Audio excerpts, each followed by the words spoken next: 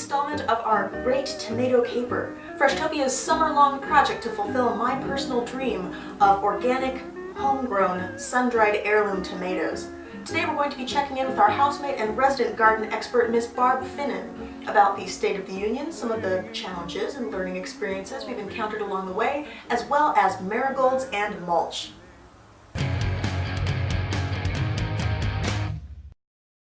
Barb, Tanya, The garden's looking awesome. it's looking so great. We've got all kinds of great stuff in there.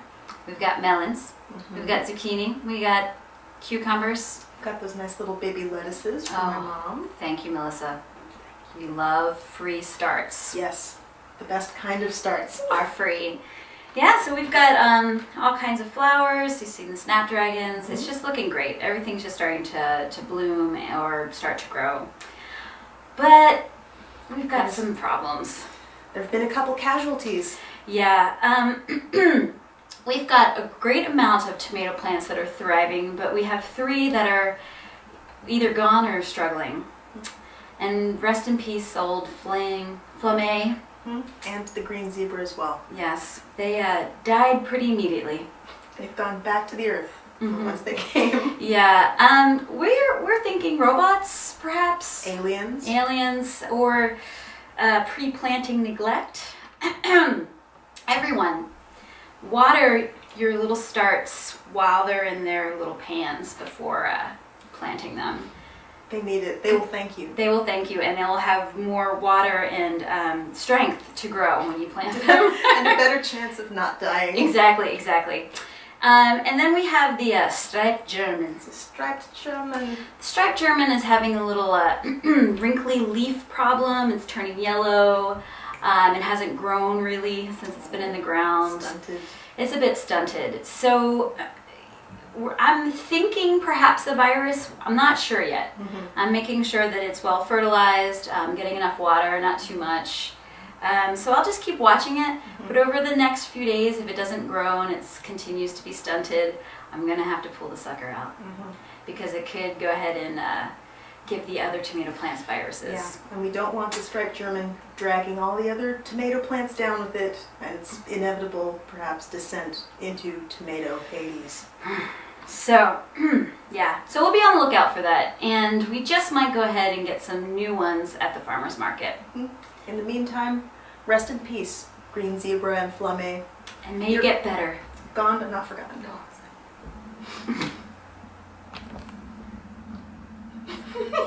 I mixed you up. It's okay. It's all good.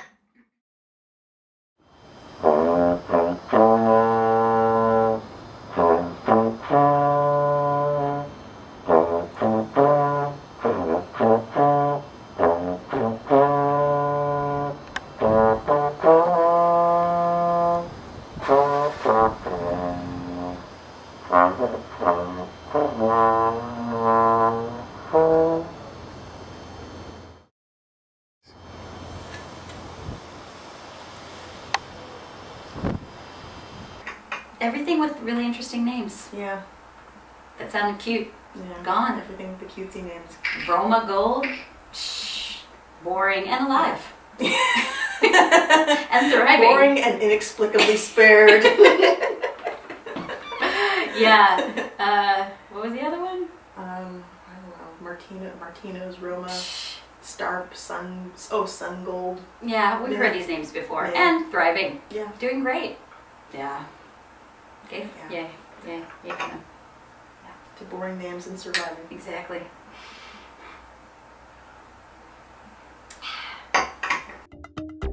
Did you know? In 1893, the Supreme Court of the United States addressed whether the tomato should be classified as a fruit or vegetable in the case Nix versus Hedden. Although it is botanically classified as a fruit, the court unanimously declared the tomato a vegetable, based on the ways it is used and popular perception.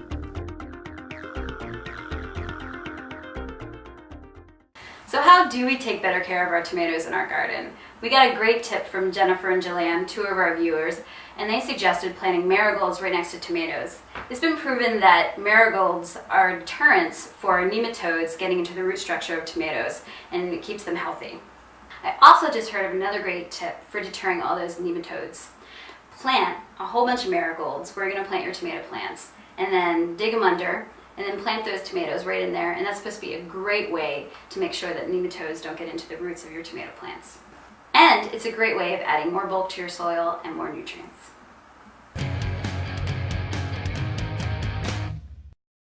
Last time we were in the garden, we talked about soil health. Today we're going to talk about mulch. Most people think mulch is just this, decorative, expensive thing that all these people put in their garden, but it's so much more. Mulch can be such a benefit to your plants. It aids in conserving the water, so every time you water your plants, it's keeping the water in the soil, not letting it evaporate. It regulates the temperature of the soil, not letting it get too hot or too cold.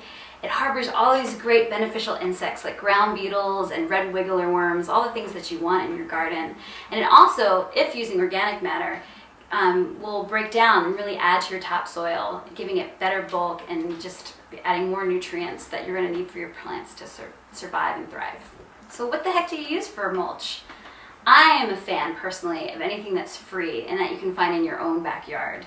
So the things that I use for mulch are stuff like grass clippings, leaves, and compost.